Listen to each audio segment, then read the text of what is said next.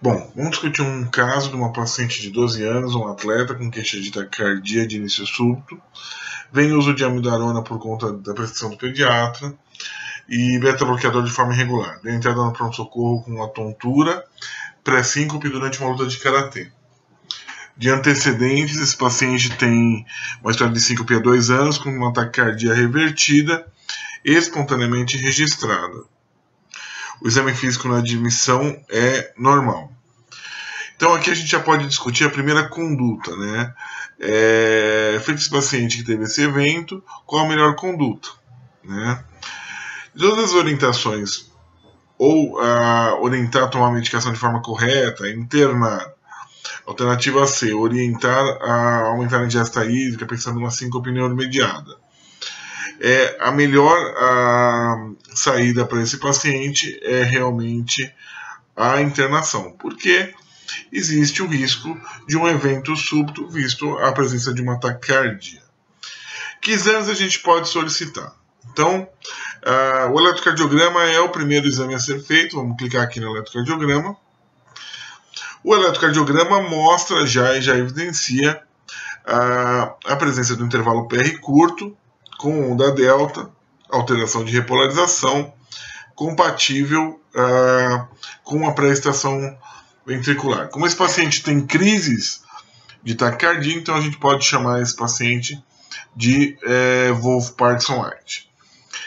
O ecocardiograma serve para somente descartar a presença de eventuais anomalias, como a anomalia de Ebstein, o miocárdio não compactado. E os dois exames, o Holter de 24 horas e o teste ergométrico, quando o paciente não tem história de síncope, diferente desse paciente que a gente está vendo que tem história de síncope, ele serve para estratificação de risco, na busca da pré-estação intermitente, né? Então a gente pode buscar pré-estação intermitente, por exemplo, num paciente que tenha um menor risco de eventos súbitos. Assim como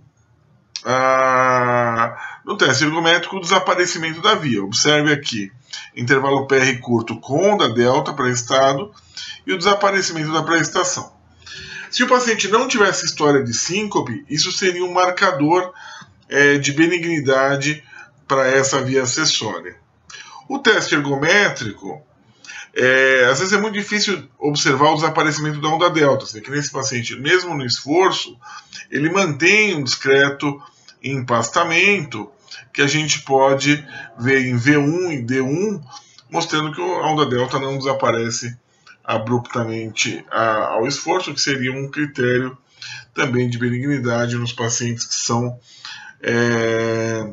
assintomáticos, né? Então, a nossa dúvida é: o que aconteceu quando esse paciente desmaiou, né?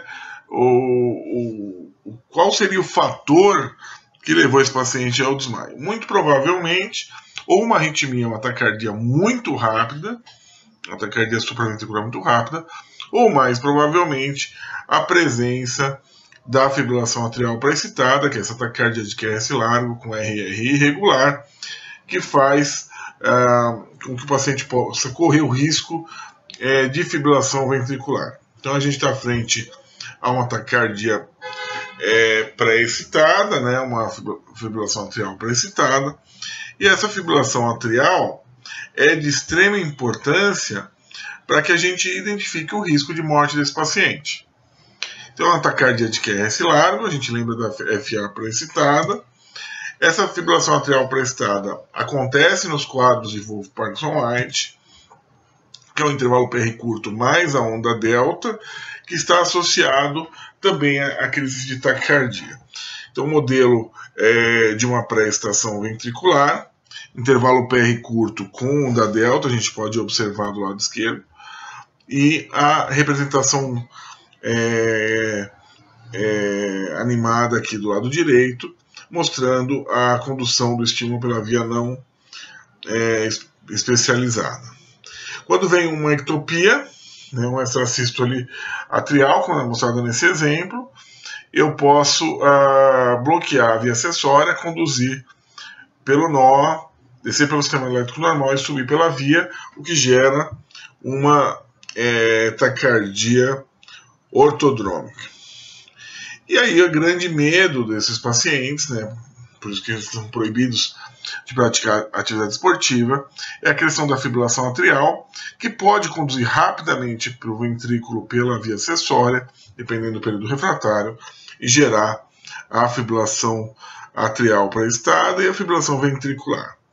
Então, para fazer o diagnóstico da pré-estação, PR curto ou da delta alteração de repolarização, os feixes podem estar à direita ou à esquerda, dispostos no anel, né? Então aqui a gente tem a imagem da conexão atrioventricular, lembrando que os feixes se dispõem ao redor das válvulas, que podem gerar taquicardias ortodrômicas, que são as taquicardias que a gente mais conhece de QRS estreito, né?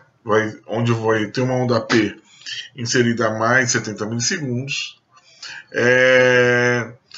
Uma taquicardia, geralmente a taquicardia pelo Wolff é uma taquicardia muito rápida, ela pode ter alternância elétrica, ela pode ter infradesnivelamento do segmento ST, e eu vejo a P na maioria dos casos.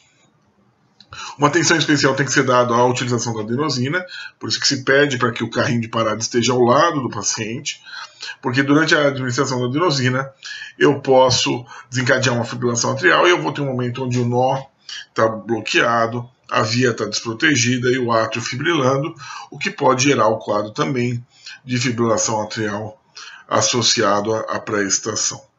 A conduta para esse caso, no caso, é a ablação. A indicação dela é feita por síncope, né? E lembrando que eu posso usar fármacos como, por exemplo, a propafenona e o beta-bloqueador para evitar que esse paciente tenha novas taquicardias até eu conseguir a minha ablação.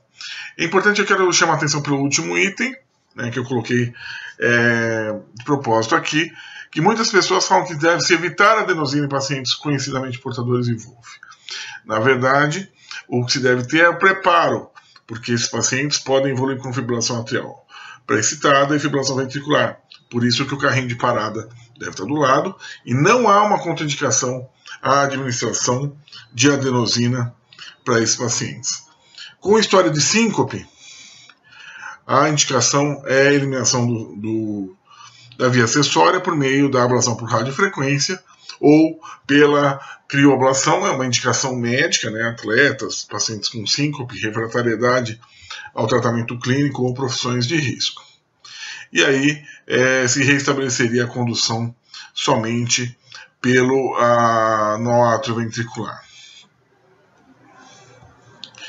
Então, é muito importante se observar que esses pacientes com Wolff-Parkinson-White podem ter os 3 tipos de taquicardias. Taquicardias ortodrômicas, que descem só pelo feixe, as taquicardias antidrômicas e a fibrilação atrial pré-excitada. Tá? Muito obrigado. Espero que vocês curtam os próximos posts aqui do Grupo de Eletrofisiologia Pediátrica. Muito obrigado.